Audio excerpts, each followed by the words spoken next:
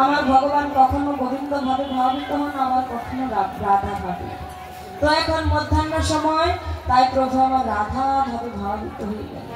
যেমনি ভাবে শ্রীমতী রাধারানী আমার সখীদের সঙ্গে করে সূর্য পূজার সাজসজ্জা লয়ে কাননে গমন করেছিলেন, ঠিক তেমনি ভাবে গোবিন্দ আমার রাধা ভাবে ভাবিত হয়ে হাতি গতিকে জয় করে আমার সখাগণ সঙ্গে কানন পথে হেঁটে ধুয়ে চলে যাচ্ছে। তবে হাতি গতিকে কেন জয় করে চললে?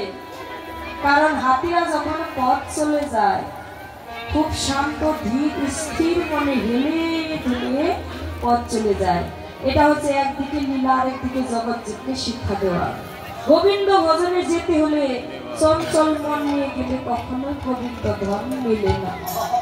গোবিন্দ ধন পেতে হলে এই মনকে ধীর স্থির এবং শান্ত করতে হবে, তবেই তো আমরা গোবিন্দ ধন লাভ করতে পারবো। আর প্রভু আমার কখন চলছে?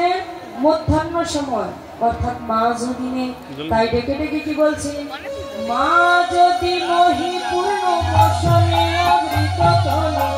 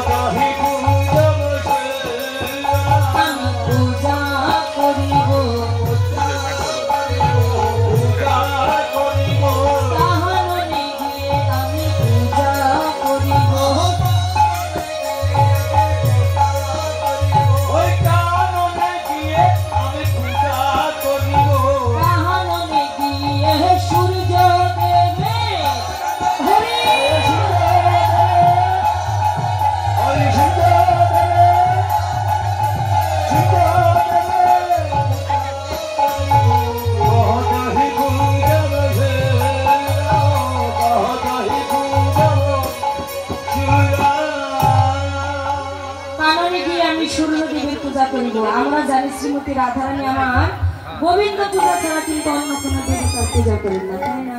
তবে কেন বললেন সূর্য দেবের পূজা করবে? এটা আসলে রাধারানীর মনের কথা নয়, এটা হচ্ছে বাহিরের কথা। মার মনের কথা কি জানেন? আমি পূজা করিব,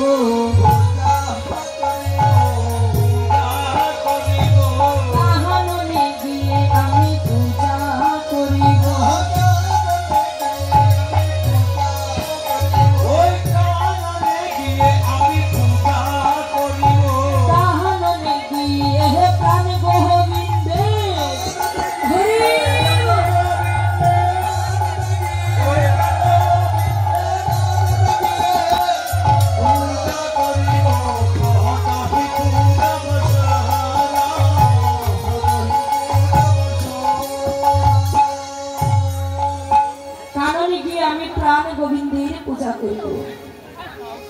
আজ প্রভু আমার কখন চলছে? মধ্যাহ্ন সময়, মাঝে দিনে। কেন? একদিকে লীলা, আরেকদিকে হচ্ছে জগৎ জীবকে শিক্ষা দেওয়া। প্রভু আমার ডেকে বলছেন, ও ভক্তগণ শুনো শুনো, আমি মধ্যাহ্ন সময় ভজনের পথে দাঁড়িয়েছি, তাই তোমরাও দেরি না করে মধ্যাহ্ন সময়ে ভজনের পথে দাঁড়াও। কেননা যেদিন চলে যাবার সেদিন তো গিয়েছি, সেদিন তো আর ফিরে আসবে না। তাই সামনে যে কটা দিন আছে তোমরা আর হেলায় হেলায় নষ্ট করে না।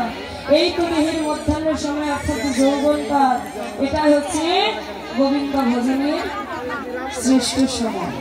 এই সময় আপনি যাহা কিছু পারবেন, অন্য সময় অন্তিমকালে বৃদ্ধকালে কিন্তু তাহা সম্ভব হয় না। কেননা বাবা, কৃষক যখন জমিতে ফসল ফলাতে যান, সেই জমিতে যদি রস না থাকে, ওই রসশূন্য জমিতে বীজ বপন করলে সেটা অঙ্কুরিত হয় না। তদ্রূপ আমাদের এই যে দেহ, এই দেহের যৌবন থাকতে আমাদেরকে ভজন দাঁড়াতে হবে। এই যৌবন যখন গড়িয়ে বার্ধক্য এসে যাবে, তখন আর ওই কৃষ্ণ নামের বৃষ্টি যদি দেহ জমিতে বপন করি, তাতেও কিন্তু অঙ্কুরিত হবে না।